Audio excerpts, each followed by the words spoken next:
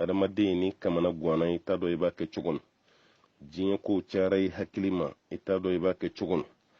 diɲɛ gɛlɛyaw nana k'i la koori e yɛrɛ t'a dɔn i b'a kɛ cogo min a bɛ se ka kɛ juru cayari la a bɛ se ka kɛ sugu gɛlɛya nana a bɛ se ka kɛ i bɛnna furumuso jugu ma a bɛ se ka kɛ i bɛnna furucɛ jugu ma a bɛ se ka kɛ i n'a fɔ aw den dɔ bɛ fɛ ka muruti a bɛ se ka kɛ i n'a fɔ i bɛnna sigiɲɔgɔn jugu yɛrɛ ma a bɛ se ka kɛ i n'a fɔ juguya yɛrɛ de bonyɛrɛ i kan i ka du kɔnɔ walima sigida la walima dugu kɔnɔ walima jamana kɔnɔ kuma la surunyana fɛn fɛn tɔgɔ de ko kamana guan sariya b'a f'i ye i ka nin duwawu ninnu de kala o ka fisa i ka taa kolonifilila fɛ yen nin duwawu nin ɲɛdɔn o ka fisa i ka taa morikɛ dɔ fɛ yen nin duwawu nin ɲɛdɔn o ka fisa i ka soma k'i teri ye walima o ka fisa i ka doma k'i sigiɲɔgɔn ye ka da ka nin bɛɛ lajɛlen bɛ bila Alahu Taala ka dimi minɛn de kɔnɔ fɛn min b'a la nisɔndiya i kɔrɔ i ka haminanko k'o yɛlɛma k'o kɛ nisɔndiya ye i ka kamanaguwan k'o yɛlɛma k'o kɛ dususuma ye i ka hakili wuli k'o yɛlɛma k'o kɛ hakilisigi ye alakira kun bɛ nin duwawu de di a ka sahabaw ma sallallahu alaihi wasallam e ni ne fɛnɛ an ka duwawu nin kala an balima caman bɛ s'a la kaba mɛ an b'o hakili jigi ma caman bɛ olu ma deli ka mɛn a bɛna kɛ kalan sira ye ka du kelen kelen bɛɛ lajɛlen ma duwawu nin bɛ Bukhari kɔnɔ n'o ye ala ka ciden a ka kumakan sanumanw tɔmɔ na ka bila kitabuba min kɔnɔ o fɔlɔ de ye Bukhari ye a filanan duwawu nin sɔrɔla Muslimu fɛnɛ kɔnɔ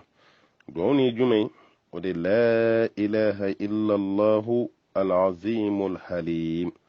la ilaha illallahu rabbul arshil azim لا إله إلا الله رب السماوات ورب الأرض ورب العرش الكريم ندكرون يا سباريدو لا إله إلا الله باتو مساشيتي فنكرم مسبالو تعالي العظيم الذي مسبي الحليم مسمو ينندو لا إله إلا الله باتو مساشيتي فنكر علي رب العرش العظيم الذي لا رشي بلبلتي لا إله إلا الله بطم مساشتي فنكر مسبالو تعالى كني رب السماوات الذي سنفر ولن فلاد مسي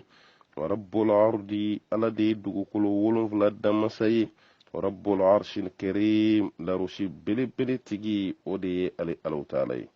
من دكرون يسبابك كما نقوان nin dakurunya sababi ka hamina ko yara nin dakurunya sababi ka dusu kashi yɛlɛma ka kɛ dusu sumai nin dakurunya saba abi magara masaba Alahu Taala la nin dakurunya saba aba yire la ka fɔ ala ka ciden ka taa sira ka di sallallahu alaihi wasallam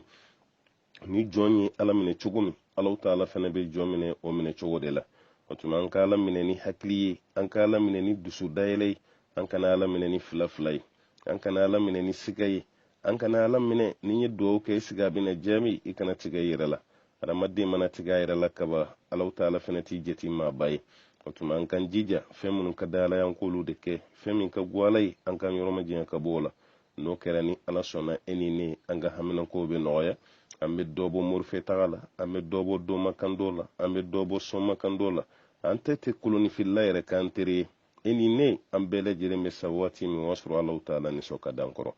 an b'a ɲini ala fɛ ala ka nin bila faamu minan kɔnɔ ala ka hɛrɛ k'an bɛɛ ye ala ka sabati don an bɛɛ lajɛlen ka koɲa na ka foli lase bɛɛ ma minnu bɛ mali kɔnɔ ani mali kɔ kan ka ɲini masaba ala fɛ ala k'an bɛɛ sigida wɛrɛ la wassalamu alaikum wa rahmatullahi wa barakatuh